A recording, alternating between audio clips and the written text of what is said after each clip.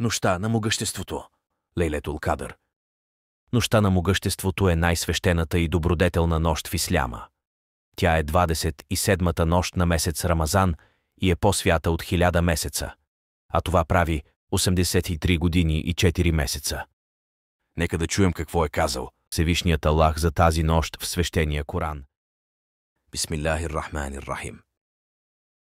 إنا أنزلناه في ليلة القدر وما أدراك ما ليلة القدر ليلة القدر خير من 1000 شهر تنزل الملائكة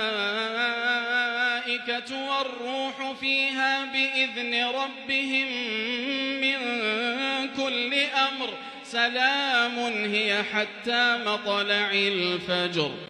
На български. Ние го ниспослахме в нощта на могъществото. Но откъде да знаеш ти какво е нощта на могъществото? Нощта на могъществото е по-добра от 1000 месеца. Слизат ангелите и духът Джибрил през нея с позволението на своя Господ за всяка повеля. Мир е тя до началото на развиделяването. Нека разберем за величието и достоинствата на тази нощ.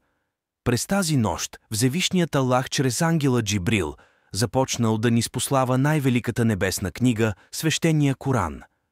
Ибадетите в тази нощ са по-достойни, с велики награди от останалите нощи. Всевишният Аллах казва: в нея се предопределя всяка мъдра повеля. Тоест, в нея се предопределя съдбата и препитанието за настоящата година.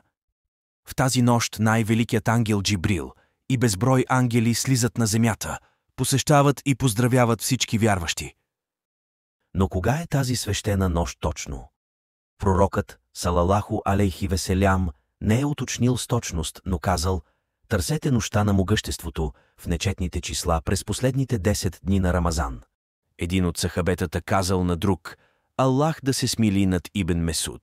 Той не искаше хората да разчитат само на нощта Кадър за ибадет, а да го правят цяла година, за да улучат на тази нощ. Но знаеше, че нощта Ал-Кадър е в месец Рамазан и че е 27-та нощ. Бил попитан на какво основание казва това, той отговорил, че бил чул пратеника на Аллах, салалаху алейхи уеселям, да казва: в този ден слънцето ще изгрее без никакви лъчи. Затова пророкът, салалаху алейхи веселям, е насърчавал хората да прекарват последните 10 нощи на Рамазан в джамията.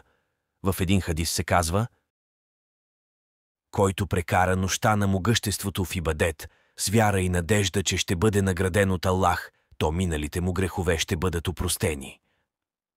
В нощта на могъществото е добре да се прекарва в намаз, четене на Корана, зикир, тезбих, покаяние, молба за прошка и молитви.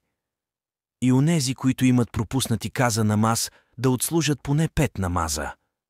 Суфиян Севри казва: дуата и молбата за прошка в нощта на могъществото е по-обичана от молитвата намаз. По-добре е да прочетете Корана и след това да се молите. Нашата майка Хазрети Айша попитала пророка, салалаху алейхи веселям: о, пратенико на Аллах, как да се моля, ако улучена на нощта на могъществото? Той е отговорил: кажи така: о, Аллах, ти си всеопрощаващ, обичаш да прощаваш, опрости и мен. Скъпи братя и сестри, възползвайте се и правете много ибадети през тази свята нощ. Тя е само веднъж в годината, а на нас ще ни трябват много добри дела, севап, за съдния ден. Алейкум селам.